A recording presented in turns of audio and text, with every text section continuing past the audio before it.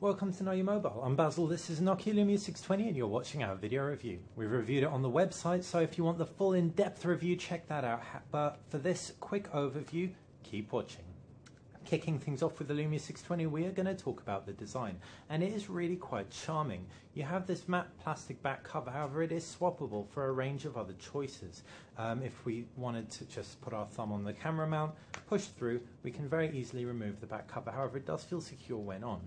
If we want to swap out for the yellow one, for example, we can do so with ease, and it feels like we actually have a new phone.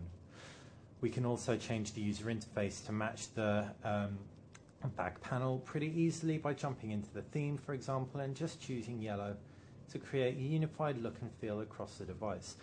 So the design is a lot more than just a physical design, it also extends within the UI. Nokia have really thought through Windows Phone 8 and incorporated that into the physicality of the phone.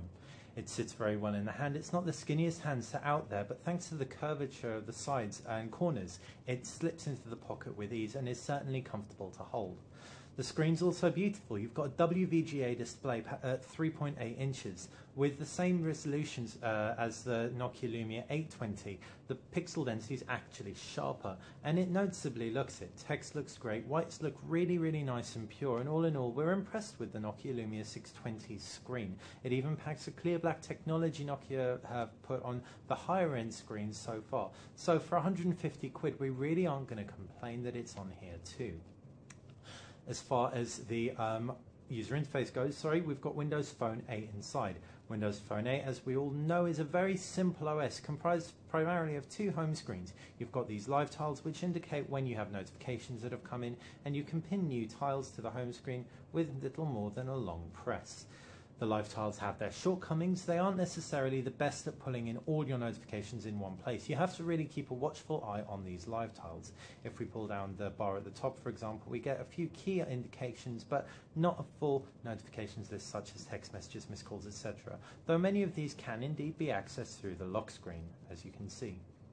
Another shortcoming of Windows Phone 8 is the fact that the App Store isn't quite as comprehensive as Android or iOS. So if you are coming from those operating systems, you should probably check your key apps, make sure they are available on here. If you're coming fresh, however, then you should be absolutely fine. Apps like Spotify and WhatsApp have just made their way onto Windows Phone 8, and all the key ones are there, bar things like Instagram, for example, or Vine.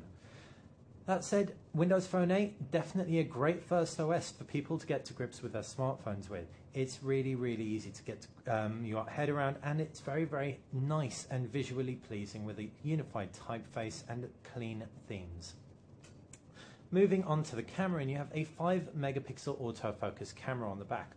As far as the physicality and ports go, on the right hand side there's a volume rocker, power button and a camera button, and that camera button is two-stage. If we click through onto it, we can pull another phone into frame, take the Lumia 820 for example, and then we can just take a nice quick macro shot of the Lumia 820. Maybe a bit flashed there, so maybe we'll turn the flash off and try that again. Oh, that's a focus assist flash. One more time. Let's just take a look at that picture. As we can see, and as you'll make out from the review, it's a very respectable 5 megapixel camera. It certainly isn't the best out there that we've seen, but like we said, we're not sure you're going to do a lot better for 150 quid. In terms of build and camera and screen indeed, as well as the UI. Operating system Windows Phone 8 being so efficient, the 1 GHz dual-core processor does a sterling job of powering through. We experience no real slowdown while using the handset. So all in all, we are really impressed with the Lumia 620.